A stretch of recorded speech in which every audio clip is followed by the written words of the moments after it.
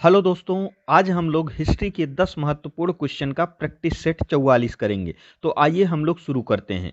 कपास को ग्रीक के लोग किस नाम से जानते थे? तो आपके ऑप्शंस हैं सिंडन, कॉटन, ए एवं बी दोनों या हड़प्पा। तो दोस्तों इसका सही उत्तर हो जाएगा ऑप्शन ए, सिंडन के नाम से जानते थे। दोस्तों ग्रीक या तो कहें यूनान के लोग कपास को सिंडन के नाम से जानते थे और कपास का सर्वप्रथम जो उल्लेख है वह मिलता है सिंधु घाटी सभ्यता में। तो इसको आप लोग याद रखिएगा।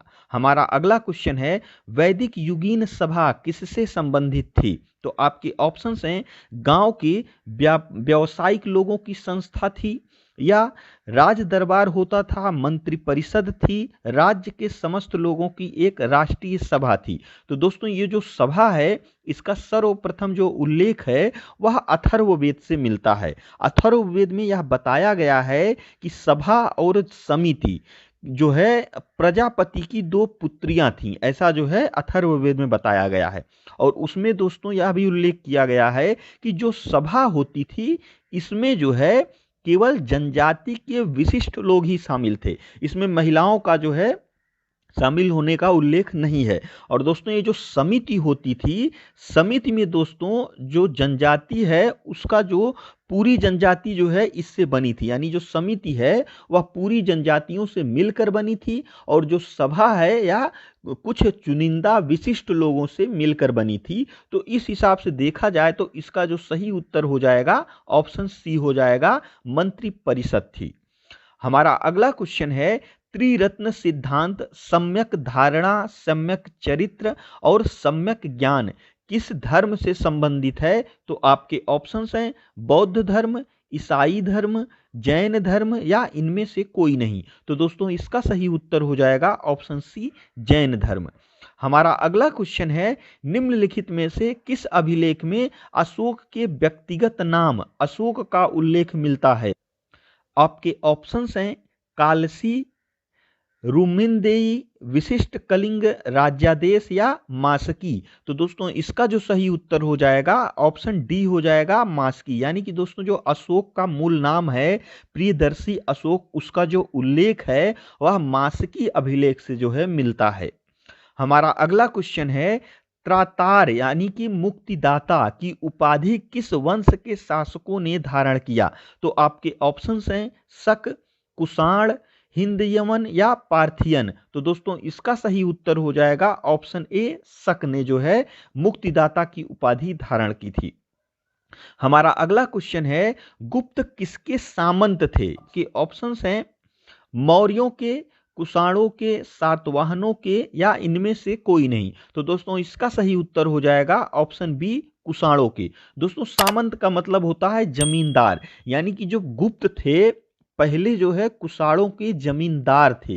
तो इसको जो है आप लोग याद रखिएगा। हमारा अगला क्वेश्चन है गुरु अर्जुन देव किसके समकालीन थे?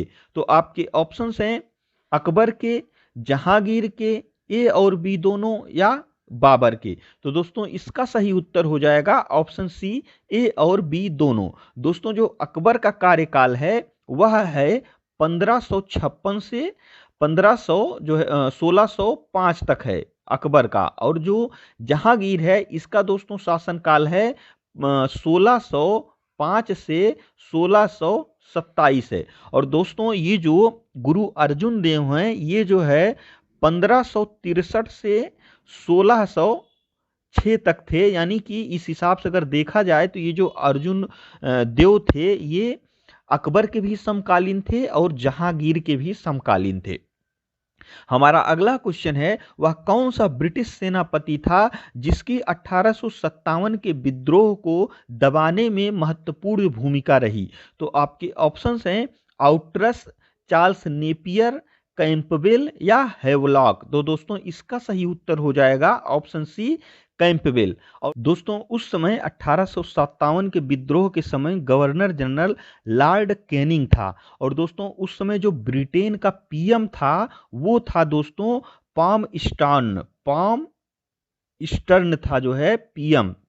और दोस्तों मुगल सम्राट बहादुर शाह सेकंड था उस समय। तो इसको आप लोग याद रखिएगा। हमारा अगला क्वेश्चन है किसके द्वारा ब्रिटिश सरकार ने पहली बार यह घोषणा की कि उनकी मंशा भारत में धीरे धीरे एक उत्तरदायी सरकार बनाने की है? तो आपके ऑप्शंस हैं रेगुलेटिंग एक्ट 1773, भारत सरकार कानून 1858, क्रिप्स मिशन 1942 या अगस्त 1917 की घोषणा। तो दोस्तों इसका जो सही उत्तर हो जाएगा ऑप्शन डी हो जाएगा, अगस्त 1917 की घोषणा।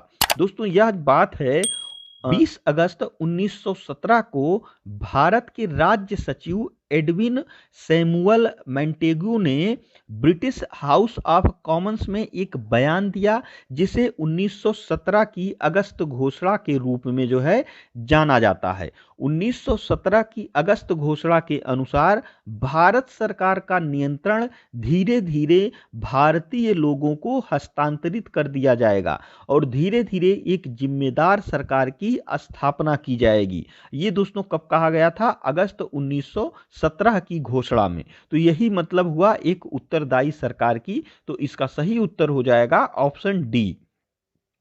हमारा अगला क्वेश्चन है रॉलेट एक्ट का लक्ष्य क्या था? तो आपके ऑप्शंस हैं युद्ध प्रयासों को अनिवार्य आर्थिक समर्थन, बिना मुकदमा चलाए बंदी बनाना और मुकदमों की सुनवाई संक्षिप्त प्रक्रिया द्वारा करना, खिलाफत आंदोलन का दमन, प्रेस स्वातंत्र पर प्रतिबंध लगाना। तो दोस्तों इसका सही उत्तर हो जाएगा ऑप्शन बी।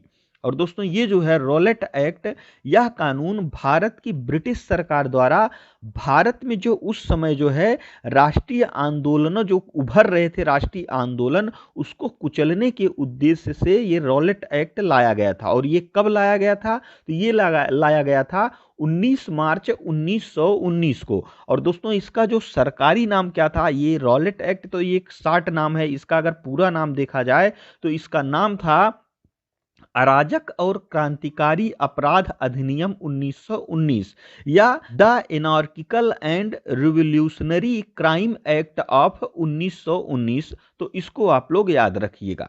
तो ये हमारा आज का 10 महत्वपूर्ण हिस्ट्री का प्रश्न था। जो हमारा आज का क्वेश्चन है वह है गुप्त वंश का संस्थापक कौन था? आपके ऑप्शंस हैं घटोत्कच गुप्त, चंद्रगुप्त प्रथम, श्रीगुप्त या इनमें से कोई नहीं। तो इसमें से कौन सा ऑप्शन सही है हमें कमेंट बॉक्स में जरूर बताइएगा। और दोस्तों यदि आप लोग हमारे चैनल को अभी तक नहीं सब्सक्राइब किए हैं तो आपसे रिक्वेस्ट है कि जरूर सब्सक्राइब कर लीजिए। और दोस्तों वीडियो देखने के लिए आपका बहुत बहुत धन्यवाद।